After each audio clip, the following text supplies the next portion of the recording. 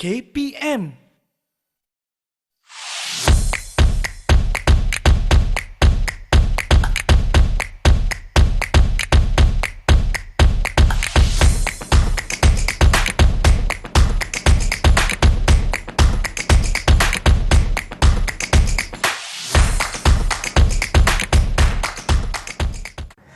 Hai semua, Assalamualaikum, salam sejahtera bersama saya Irfan Syahmi di saluran Didik TV KPM untuk slot Bina Upaya Guru. Hari ini kita bawakan satu topik yang cukup menarik iaitu SABK menuju persada KPM. Dan untuk itu, kita bawakan dua orang tetamu yang cukup banyak pengalamannya. Hari ini kita ada dua.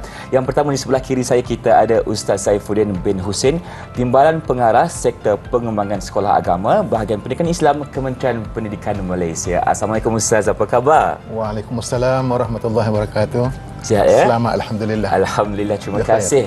Dan di sebelah kirinya pula, kita ada Ustaz Muhammad Kamal bin Mahdi, Ketua Penolong Pengarah, Kemajuan Sekolah Agama Bahagian Pendidikan Islam, Kementerian Pendidikan Malaysia. Assalamualaikum Ustaz Kamal. Waalaikumsalam. Sihat ya? Alhamdulillah. Baik, terima kasih kerana turut serta bersama kami untuk slot Bina Upaya Guru, di mana kali ini kita akan menceritakan bagaimana ruang dan peluang untuk guru-guru membina kerjaya mereka, sama ada untuk menjadi guru biasa, pensyarah maupun seseorang dalam pentadbiran. Dan kali ini kita bawakan topik SABK menuju persada KPM. Sebagai mukadimahnya Ustaz, mungkin Ustaz boleh kongsikan apa yang dimaksudkan dengan SABK ni dan bagaimana tercetusnya SABK dalam KPM sebenarnya. Silakan.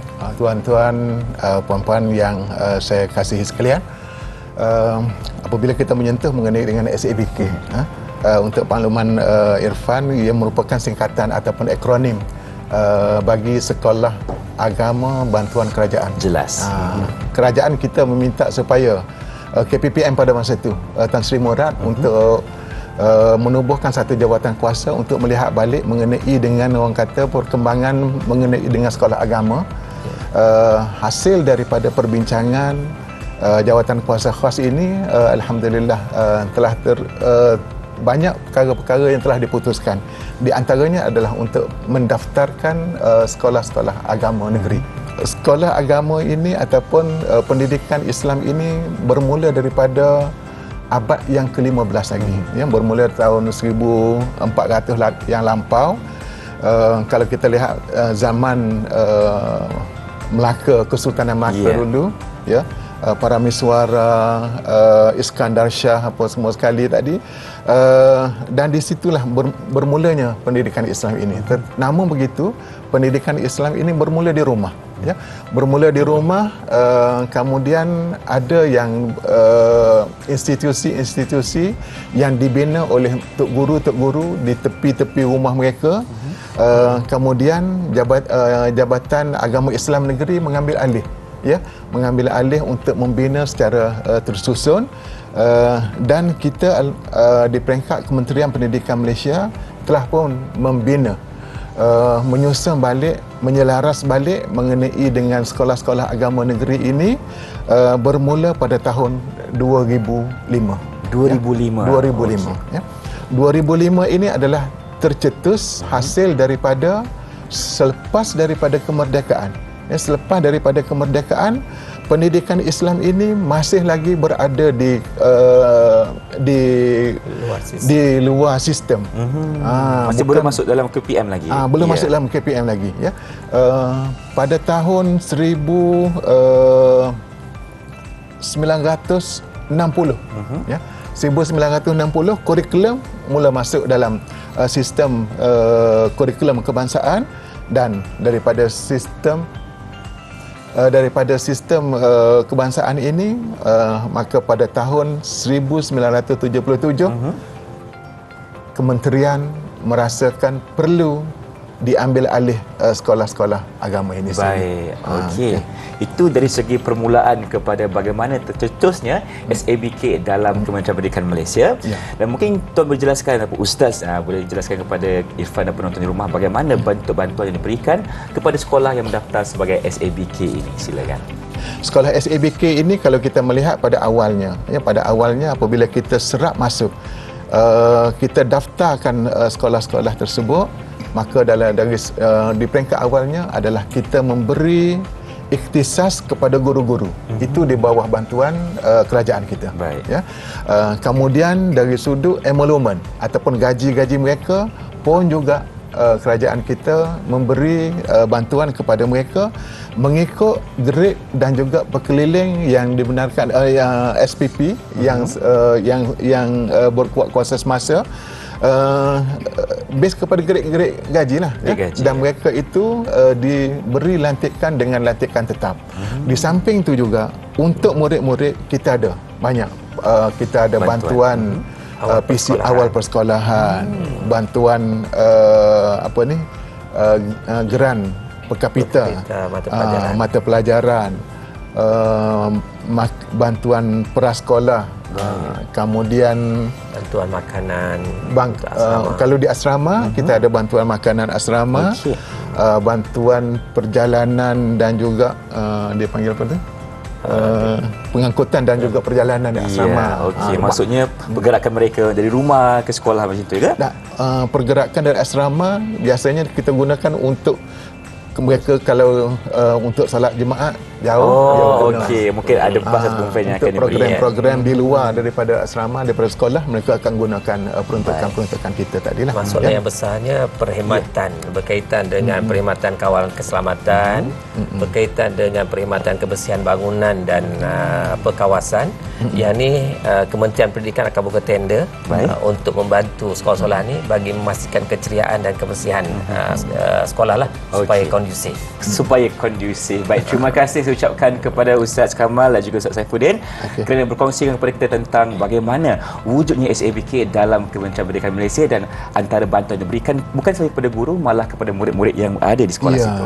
Jadi kita akan berhenti berehat seketika, teruskan bersama kami dalam Bina Upaya Guru Didik TV KPM.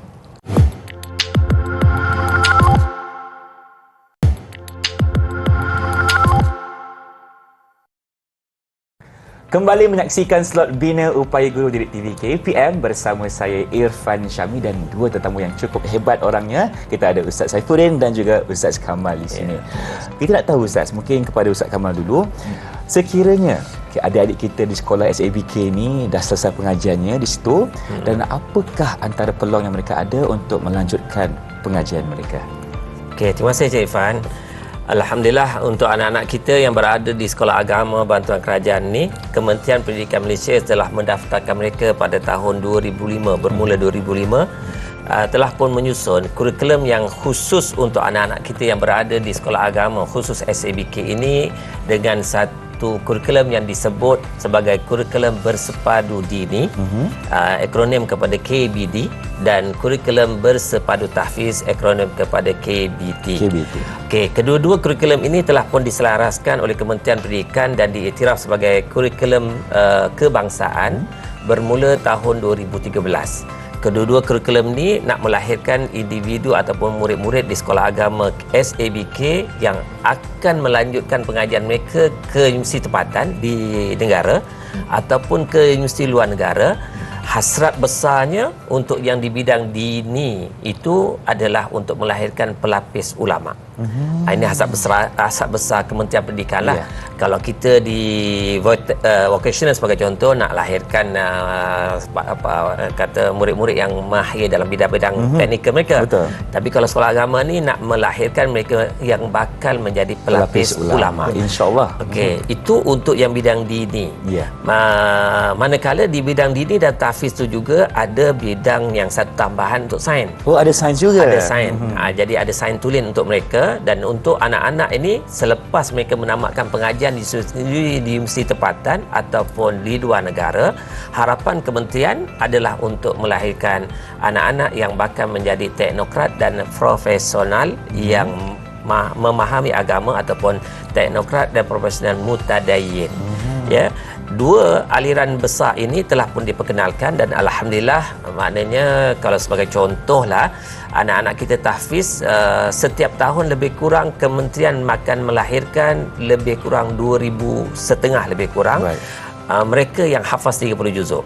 Jadi kalaulah dalam angka 2,500 setiap tahun, kalau 10 tahun kita akan melahirkan lebih kurang 25,000. 25,000 yang hafaz 30 juzuk. Yang hafaz 30 juzuk. Ini sesuatu modal insan yang sangat besar untuk Kementerian Pendidikan dan negara kita. Betul. Dan kementerian bukan sahaja memperkenalkan kurikulum KBD dan KBT itu semata-mata, bahkan kementerian juga telah memperkenalkan satu program yang disebut sebagai Syahadatul Ulia Ulul Albab.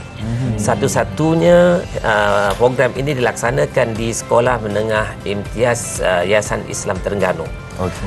Di bawah juga yang berdaftar sebagai SABK. Mereka ini adalah merupakan pelajar-pelajar yang kami gelarkan sebagai cream of the cream. Yang paling cemerlang antara yang paling cemerlang. Di kalangan mereka yang paling cemerlang dalam bidang hafazan dan di dalam bidang akademik. Dan mereka ini pengambilan setahun lebih kurang dalam sekitar 60 orang daripada seluruh negara. Pembukaannya 2 kelas di situ, dan harapan kita, target kita ialah selepas lebih kurang 12 tahun pengajian mereka di tingkatan 4 sehinggalah ke universiti, mereka akan dapat sebagai pemegang PhD yang bakal mengisi pos-pos utama, mufti, majlis fatwa kebangsaan dan seumpamanya. Itulah target Kementerian Pendidikan untuk melahirkan pelapis-pelapis pimpinan negara dan yang mahir dalam bidang agama akan datang. Betul, kita sokong hasrat itu kerana bagi saya cukup besar hasratnya untuk mencipta murid-murid kita bukan sahaja seimbang dari segi duniawi tetapi ukhrawi juga. Betul. Dan kita nak lahirkan pelapis ulama. Saya suka tentang itu. Dan sekarang ini mungkin kita nak lihat bagaimana secara terperincinya hala tuju SABK yang digariskan oleh Kementerian Pendidikan Malaysia. Silakan Ustaz. Terima kasih Encik Irfan. Justru itu kita bukan hanya bercakap atas sesuatu yang dirancang atas kertas, kita juga nakkan murid-murid ini dapat melaksanakan secara praktikal.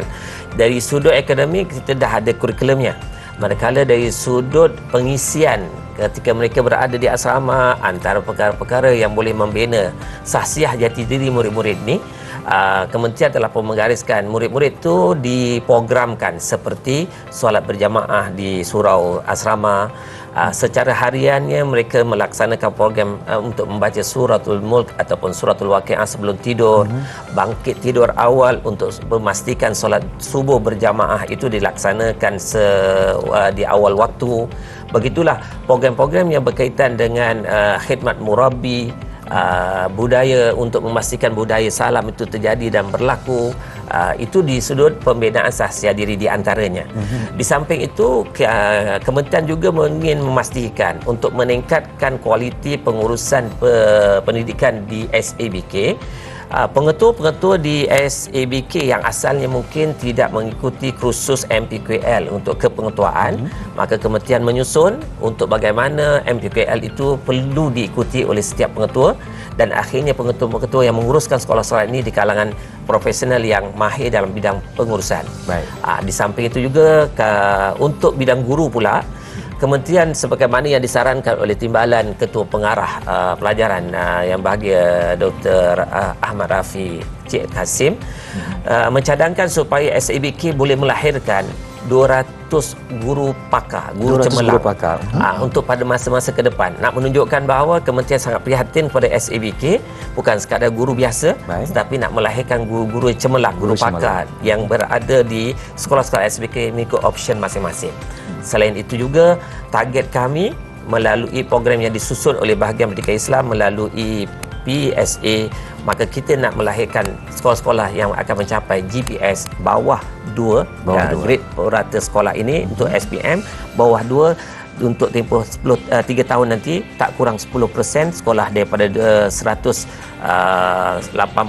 itu mencapai grade purata bawah 2.0. Baik, terima kasih Ustaz Kamal. Kita boleh lihat di sini sebenarnya KPM telah merancang satu strategi yang cukup baik, bukan sahaja untuk membina jati diri murid tetapi kepada guru dan sekolah secara keseluruhannya.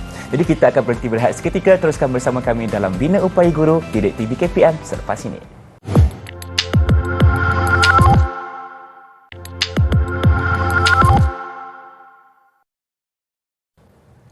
Inilah dia slot Bina Upaya Guru Didik TV KPM bersama saya pengacara anda, Irfan Syahmi. Ustaz, dalam kehidupan kita bukan semuanya ada sinar pelangi. Kadang-kadang ada gerimis yang kunjung tiba, menandakan ada cabaran dan rintangan.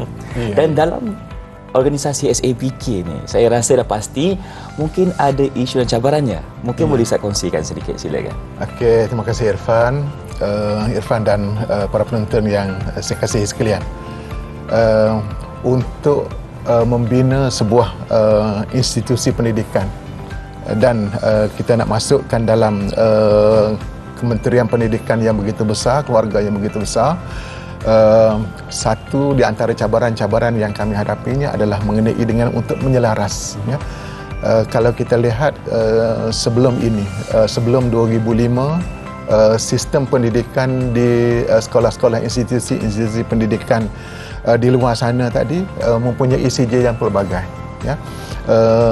Dan alhamdulillah pada tahun 2013, ya, 2013 kita mula untuk menyelaraskan, ya, menyelaraskan kurikulum. Kalau dulunya kita mempunyai CJ daripada CJ tinggi agama di Johor, CJ tinggi agama di Kelantan, CJ agama di Selangor, ikut negeri, ikut negeri masing-masing, ya. Jadi pada tahun 2013 setelah mendapat perkenan daripada Majlis Raja-Raja, alhamdulillah kita telah pun melaksanakan satu kurikulum yang kita panggil kurikulum bersepadu. Kurikulum bersepadu sama ada dini, dan yang keduanya kurikulum bersepadu tahfiz, ya. Kurikulum bersepadu dini ini setelah mendapat perkenan daripada raja-raja, kita telah pun mewujudkan beberapa subjek-subjek, dan subjek-subjek ini, kurikulum dini dan juga kurikulum tahfiz ini sendiri, subjek-subjek ini kita telah masukkan dalam arus perdana satu, dan kemudian yang keduanya kita serapkan dalam peperiksaan SPM yang boleh diterima pakai bukan hanya setakat universiti-universiti di Malaysia sahaja, tetapi sijil-sijil SPM ini diterima pakai oleh dua luar negara. Di luar negara, di UK, USA, apa semua sekali, dan banyak universiti-universiti yang mengiktiraflah. Baik. Kurikulum dini ianya merangkumi beberapa subjek, ya, di antaranya usuluddin, syariah, lughah arabiyah muasirah, adab wal balaghah, manahij al-islamiyah. Itu di antara 5 subjek yang kita serap masuk dalam peperiksaan SPM. Kemudian yang kedua, dalam kita nak menyelaraskan, kalau sebelum ini kita rasa agak mustahil tahfiz nak masuk dalam sistem kebangsaan, ya. Tetapi pada tahun 2015 ini, alhamdulillah, kurikulum tahfiz ini telah pun diserap masuk dalam sistem pendidikan kita dan dimasuk dalam SPM untuk 2 subjek, iaitu subjek hifzul Quran. Nak tahu sejauh mana murid itu boleh menghafaz Al-Quran, dan yang kedua maharatul Quran. Mereka bukan hanya tahu menghafaz, tetapi dalam masa yang sama juga mereka memahami ayat-ayat itu, fiqhul ayat, ya. Sebagaimana yang Ustaz Kamal sebutkan tadi lah, ya, 20,000 yang kita lahirkan hupas-hupas apa ini merupakan satu cabaran-cabaran pada kita, ya. Di antara cabaran-cabaran yang kita hadapi, yang kedua yang kita hadapinya adalah setelah kita menyelaras, ya, kurikulum bersepadu dini dan juga kurikulum bersepadu tahfiz ini sendiri, di antara cabaran-cabaran yang kita hadapinya adalah oleh kerana kurikulum ini kebanyakannya adalah kalau dini 100% bahasa pengantarnya adalah bahasa Arab. Jadi mungkin sukar untuk murid-murid memahami, di antaranya, untuk melatih menggunakan bahasa itulah. Jadi atas dasar inilah kita bina upaya guru untuk mereka mahir, mereka hebat, mereka mampu untuk memberi pendidikan dan juga untuk mengajar, menyampaikan maklumat-maklumat kepada pelajar. Itu di antaranya. Baik, ya? Itu antara cabaran rintangan yang dihadapi oleh SABK. Dan kita nak tanya kepada Ustaz Kamal, bagaimana, ada tak cara ataupun strategi untuk kita menangani isu ini? Silakan. Okey, terima kasih Encik Irfan sekali lagi. Kementerian telah pun melihat seperti mana yang telah disebutkan oleh Ustaz Saifuddin tadi. Cabaran besar kepada anak-anak kita ni dari sudut bahasa pengantar untuk kedua kurikulum itu adalah bahasa Arab. Justru untuk membantu guru dan murid, maka kementerian melalui BPI telah memperkenalkan program-program di antaranya seperti Jawahir Mumtazah dan satu lagi iModule yang dibina oleh guru-guru yang mahir dalam bidang masing-masing, yang kita kumpulkan lebih kurang hampir 300 guru seluruh negara untuk membina iModule. Tujuan utamanya bagaimana untuk memberikan sesuatu input kepada murid-murid bagi menguasai ilmu setiap subjek yang mereka pelajari, dan akhirnya mereka boleh cemerlang di dalam peperiksaan SPM yang akan mereka alami atau hadapi. Kedua, di antara perkara nak menyelesaikan isu ni, kami telah memperkenalkan satu program yang kami sebutkan sebagai Quick Win pengurusan misali. Dalam Quick Win pengurusan misali ni, konsepnya ialah cara mudah untuk menyelesaikan satu isu, dan dapatan kita melalui data tentang penguasaan murid, maka kita akan menyelesaikan isu itu, dan kami telah pun melaksanakan beberapa siri bersama-sama dengan sekolah rintis yang telah pun dipilih oleh kementerian, lebih kurang 30 buah sekolah, 30 buah sekolah. untuk tahun ini. Dan kita cuba menyelesaikan isu-isu yang berkaitan kalaulah untuk mencapai keputusan yang cemerlang, maka melalui design result by design, kami telah pun menyusun bagaimana untuk menjadikan sekolah-sekolah ini boleh melonjak kecemerlangannya. Jadi justru itu kami telah pun menggunakan pakar-pakar bidang-bidang tertentu, cara bagaimana nak bantu pihak sekolah dan murid untuk mencapai target tersebut. Justru itu juga kami telah pun akan menggunakan pendekatan seperti akan melihat semula bagaimana institusi asrama yang ada di sekolah-sekolah SABK ini diurus dengan lebih teratur dan lebih bersistematik. Di antara yang akan kami berikan fokus ialah kami nak lihat balik jadual rutin harian di kalangan anak-anak ini, supaya anak-anak itu ada cukup masanya untuk rehat, memanfaatkan masa yang ada dengan semaksimum mungkin untuk kecemerlangan akademik, dalam masa yang sama melatih mereka untuk menjadi bakal-bakal pemimpin, diberikan kepada mereka latihan dari sudut co-curriculum, melalui persatuan dan seumpamanya. Kerana kita bukan hanya nak melahirkan individu yang hebat akademik, betul, tapi mereka juga memiliki skill, kemahiran untuk menjadi bakal pemimpin. Itu dia antara perkara yang akan menjadi fokus kita lah. Justru itu dalam bidang co-curriculum pula, antara yang disusun oleh KPM untuk menyelesaikan isu-isu yang dan cabaran di SABK ialah kita akan memastikan setiap murid akan mencapai GPS co-curriculumnya melebihi 2.0 untuk melayakkan mereka mendapat merit kelayakan untuk bersaing untuk memohon ke IPTA ataupun IPTS ataupun universiti awam lah sekarang ni, atau universiti swasta. Itu antara yang disusun oleh kementerian untuk memastikan SABK boleh bersaing dengan sekolah-sekolah yang cemerlang seperti SBP, MARA dan seumpamanya. Itulah dia sedikit sebanyak antara strategi yang dikeluarkan oleh Kementerian Pendidikan Malaysia untuk memastikan murid-murid dari SABK ini merupakan murid yang cemerlang. Bukan sahaja dari jati diri, tetapi juga cemerlang dalam kepelbagaian aspek dalam kehidupan mereka. Jadi, kita nak ucapkan terima kasih kepada Ustaz Saifuddin dan juga Ustaz Kamal kerana bersama Irfan hari ini kongsikan kepada kita tentang bagaimana untuk SABK ini menuju persada KPM, dan kita mengharapkan segala perkongsian ini dapat membantu untuk SABK mengecapi lebih banyak kejayaan pada masa akan datang. InsyaAllah, kita jumpa lagi. Dengan itu, Assalamualaikum dan salam sejahtera.